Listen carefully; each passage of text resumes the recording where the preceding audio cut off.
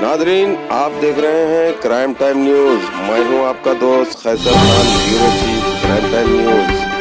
हर तरह की खबर से जुड़े रहने के लिए हमारे चैनल को लाइक करें, सब्सक्राइब करें और देखते रहिए क्राइम टाइम न्यूज।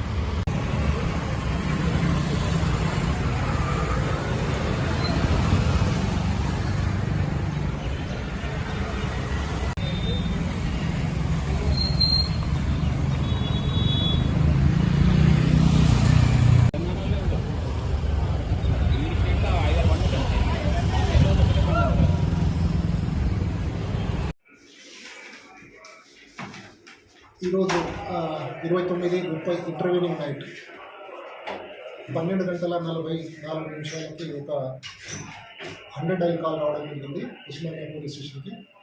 అది ఏమనంటే ఒక స్త్రీ ఫోన్ చేసేసి, నేను ఒక ప్రైవేట్ ట్రావెల్స్లో హరికృష్ణ అనే ట్రావెల్స్లో నేను నిర్మల్ నుంచి కోమల్ వెళ్తున్నా. ఆ ట్రావెల్స్లో నాకు ట్రావెల్స్ సంబంధించిన ఒక డ్రైవరు అత్యాచారం చేశాడని చెప్పేసి ఒక 100 డైల్ కాల్ వచ్చినాయంటే మా పోలీస్ అప్రమత్తమై రోడ్డు పైన ట్రావెల్స్ వెహికల్ గురించి తనిఖీ చేస్తుండగా 12 ఆ ప్రాంతంలో ఒక 10 నిమిషాల్లోనే ఒక వెహికల్ రావడం జరిగింది.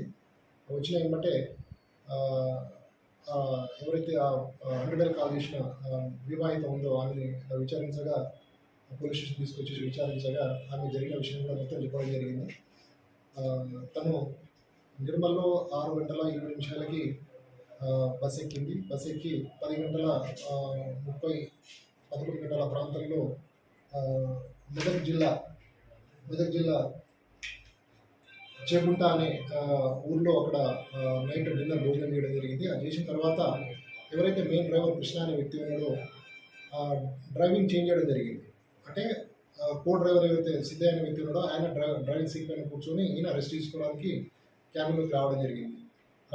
క్యాబిన్లోకి వస్తుండగానే ఈయన ఒక లేడీని గమనించి ఒంటరిగా ఉందని చెప్పేసి గమనించేసి సీట్ నెంబర్ 1లో ఆమెకు బర్త్ బుక్ అయి ఉన్నది.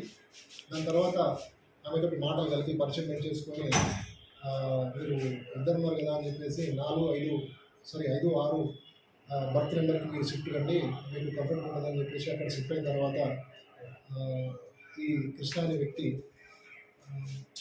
సెక్షువల్ అసాల్ట్ అక్కడ ఉన్న దుప్పటి నోట్లను పెట్టేసి నేను సెక్షువల్గా అసాల్ట్ రేప్ చేసానని చెప్పేసి దరఖాస్తు ఇవ్వడం జరిగింది. దానిపైన మేము కేసు రిజిస్టర్ చేసినాము.